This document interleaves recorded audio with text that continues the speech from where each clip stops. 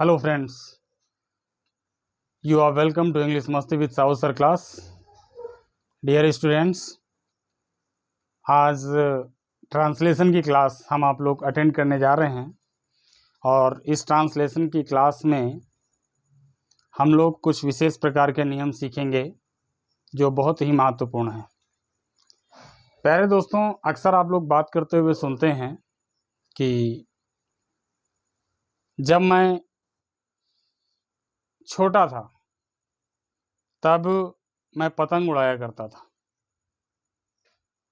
अर्थात बहुत सारे ऐसे वाक्य होते हैं जो हैबिचुअल एक्शन से रिलेटेड होते हैं, अर्थात हैबिट से रिलेटेड आज वाक्यों का हम अध्ययन करने वाले हैं। दोस्तों जरा आइए बोर्ड में देखते हैं इस स्लाइड में कि थोड़ा सा वाक्यों में अंतर समझने की कोशिश करते हैं। देखिए पहला वाक्य लिखा हुआ है पक्षी उड़ते हैं, पक्षी उड़ते हैं। दूसरा वाक्य है पक्षी उड़ा करते हैं। कुछ अंतर समझ में आ रहा है दोस्तों?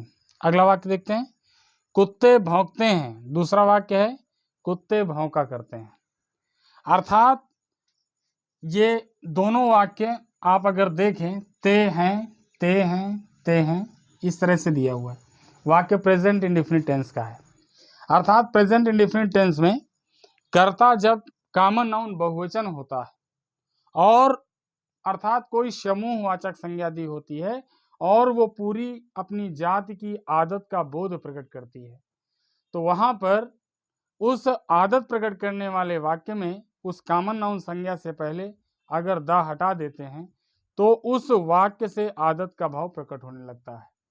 दोस्तों अगर आप लोग चैनल पे नए हैं तो प्लीज़ सब्सक्राइब करें और एक लाइक दें और एक प्यारा सा कमेंट छोड़ें। दोस्तों आइए देखते हैं पक्षी उड़ते हैं। ये सिंपल सा वाक्य है, प्रेजेंट इंडेफिनिट टेंस में है। तो पक्षी उड़ते हैं, द बर्ड्स फ्लाई। ये वाक्य बना आपका, क्या बना? पक्षी उड़ते हैं, द बर्ड्स फ्लाई। अर्थात पक्षी उड़ते हैं, ये प्रेजेंट इंडेफिनिट टेंस में बर्ड्स बहुवचन है और द लगा हुआ है, द बर्ड्स फ्लाई अर्थात पक्षी उड़ते हैं। इसी में आगे जुड़ जाए पक्षी आसमान में उड़ते हैं, the birds fly in the sky. अब इसी वाक्य को देखेंगे पक्षी उड़ा करते हैं, तो यहां पर हमें बर्ड्स फ्लाई कर देना है। अर्थात क्या हो जाएगा यहाँ पे? Birds fly. पक्षी उड़ते हैं प्रेजेंट इंडेफिनिट टेंस है, पक्षी उड़ा करते हैं। उन पक्षियों की आदत का भाव प्रकट होता है और कॉमन नाउन अर्थात बर्ड्स कॉमन नाउन बहुवचन होने के कारण यहाँ पर अगर हम द नहीं लगाएंगे तो इस जो कॉमन नाउन करता है इसकी आदत का भाव प्रकट होने लगता है। इसी प्रकार से और भी एग्जाम्पल देखते हैं। जैसे लिखा है कुत्ते भौंकते हैं और कुत्ते भौंका करते हैं। पहला वाक्य है कि सामान्य तरीके से कुत्ते भौंकते हैं, दूसरे वाक्य में कुत्ते भौंका करते हैं अर्थात ये भौंकने की उनकी आदत होती है, तो ये इनका हैबिचुअल एक्शन होता है। अर्थात ये वाला वाक्य हैबिचुअल एक्शन से रिलेटेड है, आदत संबंधी वाक्य है। तो कुत्ते भौंकते हैं ये किस तरह से बनेगा? The dogs bark. क्या बनेगा दोस्तों? The dogs bark. इसी तरह से कुत्ते भौंका करते हैं। अब ये पूरे कुत्ते की प्रजाति की आदत का भाव प्रकट होता है। ऐसी स्थिति में अगर हम डॉग से पहले द हटा देंगे तो इनकी आदत का भाव प्रकट होने लगेगा, तो हो जाएगा डॉग्स बार्क। हो गया। जैसे कुत्ते अजनबियों पर भौंका करते हैं, dogs bark at the strangers. अगर वाक्य आ जाए कि कुत्ते अजनबियों पर भौंकते हैं तो the dogs bark at the strangers. इस तरह से वाक्य बनेगा। दोस्तों अगला वाक्य देखते हैं लड़के खेलते हैं। अर्थात लड़के खेलते हैं तो हो जाएगा द बॉयज प्ले। एक मिनट, लड़के खेलते थे अर्थात यही देखिए प्रेजेंट इंडेफिनिट है, पास्ट इंडेफिनिट टेंस हो गया। तो अगर ये पास्ट इंडेफिनिट टेंस है, खेलते थे दिया है, तो इसको हम सेकंड फॉर्म में कन्वर्ट कर देंगे तो हो जाएगा द बॉयज प्लेड। अब अगर पास्ट टेंस में भी कॉमन नाउन बहुवचन की आदत का भाव प्रकट होता है तो यहाँ पर हम द जो बॉयज लिखा है इसका हम द नहीं लगाएंगे और हो जाएगा बॉयज प्लेड, लड़के खेला करते थे। ठीक है दोस्तों। और इसके बाद देखिए घोड़े दौड़ते थे तो क्या हो जाएगा, द हॉर्स रैन। क्या हो जाएगा, द हॉर्स रैन। और घोड़े दौड़ा करते थे तो हो जाएगा, एक मिनट दोस्तों, द हॉर्स बहुवचन है तो हॉर्सेस हो जाएगा, रन का सेकंड फॉर्म रैन, और घोड़े दौड़ा करते थे हो जाएगा हॉर्सेस रैन। दोस्तों ये कॉन्सेप्ट आपको समझ में आया होगा। इसमें हमने आपको बताया घोड़े दौड़ते थे the horses ran, past indefinite tense का है, घोड़े दौड़ा करते थे हॉर्सेस रैन। अर्थात इससे पहले जो कॉमन नाउन बहुवचन संज्ञा है उससे पहले द नहीं लगाएंगे तो हैबिचुअल एक्शन का बोध होने लगता है। तो ये कॉन्सेप्ट आपको समझ में आया होगा। दोस्तों प्लीज लाइक करें, शेयर करें, कमेंट करें। आइए अगली स्लाइड आगे देखते हैं। आइए अगली स्लाइड पे देखते हैं। अब देखिए अभी हमने आपको बताया कि अगर कॉमन नाउन संज्ञा है और उससे पहले अगर हम द हटा देते हैं तो उस पूरी जाति से आदत का भाव प्रकट होने लगता है। दोस्तों आइए अब ये कॉमन नाउन को समझ में आ गया होगा। आइए अब अगर इंडिविजुअल किसी व्यक्ति की आदत का भाव प्रकट होता है उस समय क्या करते हैं। दोस्तों याद रखना है कि जब किसी व्यक्ति, जैसे वह है, मेरा मित्र है, तुम है, जॉन है, ये देखिए इंडिविजुअल है, प्रोनाउन है। यहाँ पर मोहन भी आ सकता है, रॉकी भी आ सकता है, या जेम्स भी आ सकता है, कुछ भी आ सकता है। तो व्यक्ति विशेष की आदत का भाव प्रकट करना है तो क्या करना है। तो देखिए प्रेजेंट में अगर है दिया है, ठीक है, तो इसमें एक कॉमन सा रूल देखते हैं। इसमें प्रयोग किया जाएगा accustomed to, accustomed to plus MV की फर्स्ट फॉर्म, अर्थात मेन वर्ब की फर्स्ट फॉर्म का प्रयोग किया जाता है। अब अकस्टम्ड टू का प्रयोग कहाँ करना है, एक चीज और जान लेंगे। अकस्टम्ड टू का मतलब होता है अभ्यस्त होना। क्या होता है दोस्तों, अभ्यस्त होना है। अभ्यस्त होना जैसे मैं अंग्रेजी पढ़ाया करता हूँ तो ये मेरी आदत है, इट इज, तो इसका अंग्रेजी अनुवाद करना है तो हो जाएगा I am accustomed to teach English. दोस्तों इसी तरह से देखिए अगर अब एकस्टम्ड टू का प्रयोग आप समझ रहे हैं, इसके बाद मेन वर्ब की फर्स्ट फॉर्म लगाना है। तो अगर है दिया है, अर्थात है दिया है ये, तो है में आप जानते हैं तीन सहायक क्रिया लगाते हैं, इज, एम और आर। और अगर था दिया है, अगर था दिया हुआ है तो था के लिए दो सहायक क्रियाएं, वाज और वेयर, वाज और वर, ये दो सहायक क्रियाएं हो जाएंगी। और इनके पश्चात एक कस्टम्ड टू और जिस जो कार्य करने की आदत है उस क्रिया का प्रथम रूप लगा देना है। दोस्तों समझ में आ रहा होगा आपको। जल्दी से जल्दी वीडियो को शेयर कर दीजिए, लाइक कर दीजिए और सब्सक्राइब कर लीजिए।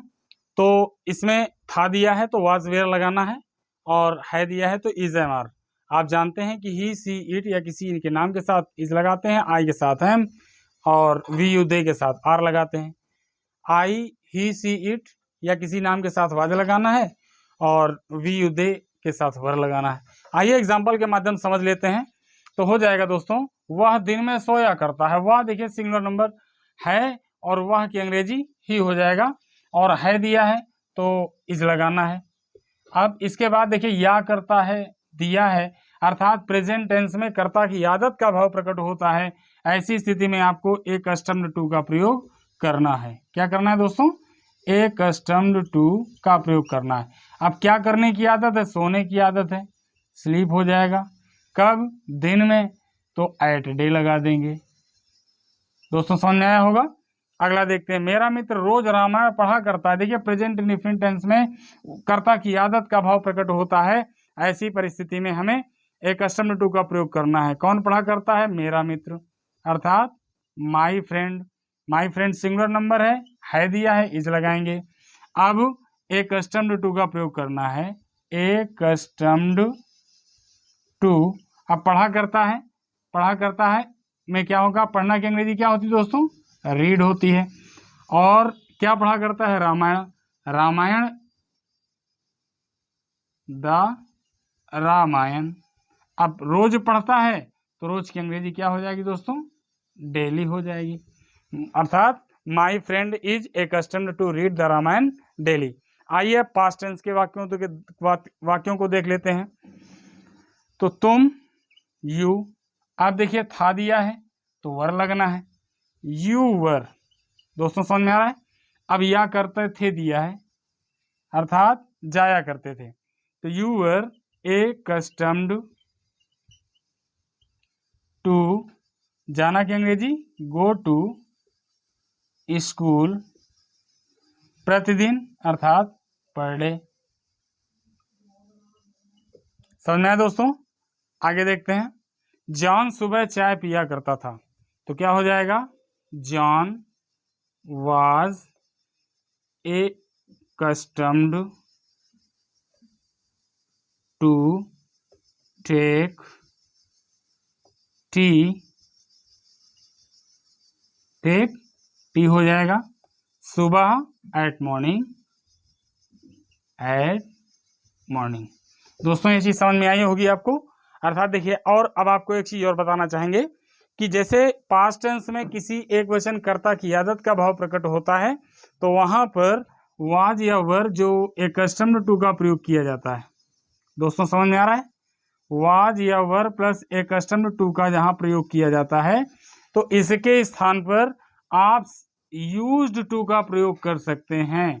अर्थात यूज्ड टू का प्रयोग किया जा सकता है, या यूज्ड टू नहीं लगाना चाहते हैं तो यहाँ पर उड का भी प्रयोग किया जाता है।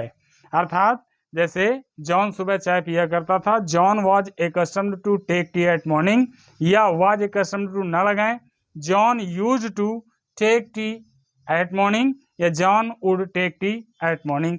दोस्तों ये एक कर्ता की पास्ट टेंस में कर्ता की आदत प्रकट करने के लिए तीन अर्थात वाज accustomed टू या यूज्ड टू और वुड का प्रयोग किया जा सकता है।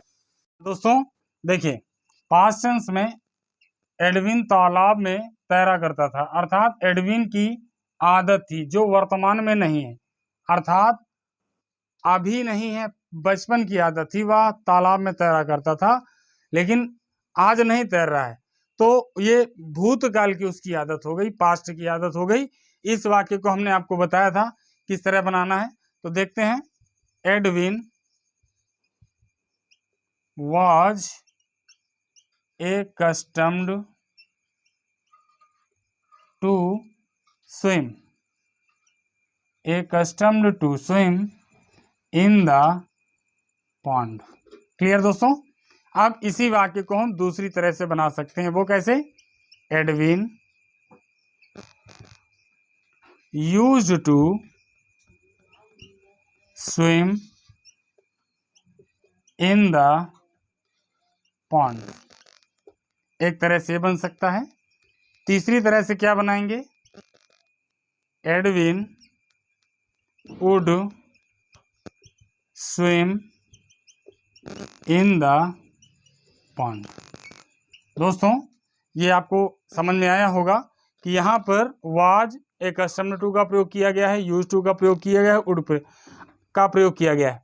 अर्थात अगर तैरा करता था अर्थात अतीत की आदत आ जाती है, तो वहां पर इस तरह के यूज्ड टू या वुड का प्रयोग करके वाक्य बनाया जाता है। दोस्तों उम्मीद करते हैं समझ में आया होगा। चलिए आगे देखते हैं। हाँ दोस्तों आगे देखते हैं। कभी कभी हिंदी वाक्यों के अंत में ने की आदत है दिया होता है, या ने का आदि है दिया होता है, तो इस तरह के वाक्यों को बनाने के लिए subject plus is am are, past में है तो was were, plus used to plus MV का मेन वर्ब का आईएनजी फॉर्म प्लस ऑब्जेक्ट का इस्तेमाल करते हैं। दोस्तों एग्जांपल के माध्यम से देखते हैं। जेम्स को उपन्यास पढ़ने की आदत है, तो बन जाएगा James is used to reading the novel. जी दोस्तों यहाँ पर आपको थोड़ा सा अजीब लग रहा होगा कि यूज्ड के बाद टू आया और टू के बाद मेन वर्ब का आईएनजी फॉर्म दिया है दोस्तों, क्योंकि टू के बाद हमेशा फर्स्ट फॉर्म आता है। तो ऐसी परिस्थिति में हमें क्या समझना है कि यूज्ड टू के बाद जो रीडिंग वर्ब है तो ये आईएनजी फॉर्म में है, चूंकि आईएनजी फॉर्म जो मेन वर्ब का आईएनजी फॉर्म होता है वो जीरंड होता है, और जीरेंड वो होता है जो नाउन का कार्य करता है, अर्थात यहाँ पर रीडिंग का प्रयोग नाउन के रूप में किया गया है, इसलिए यहाँ पे आया है। अगला है तुम्हें अंग्रेजी बोलने की आदत है कि नहीं है दोस्तों? अंग्रेजी बोलने की आदत है। चलिए देखते हैं, तो क्या हो जाएगा? You are used to speaking English. You are used to speaking English. दोस्तों समझ में आ रहा है? बिल्कुल आसान सा नियम है। इसके बाद अशोक को युद्ध लड़ने की आदत थी, तो Ashoka was used to fighting the battle। दोस्तों ये नियम समझ में आया होगा। अर्थात ने की आदत थी, अर्थात किसी व्यक्ति को किसी वस्तु की आदत है तो फाइटिंग की जगह उस वस्तु का नाम लिखा जा सकता है। जैसे उसे कॉफी की आदत है, he is used to coffee. John को सिगरेट की आदत है, John is used to cigarette. इस तरह से ये वाक्य बनाए जाते हैं। तो ने की आदत है, ने का आदि है, इस तरह से अगर सेंटेंस आता है तो आप इस तरह से बना सकते हैं। दोस्तों अगर वीडियो पसंद आया है तो लाइक करें, शेयर करें, सब्सक्राइब करें। Thank you very much.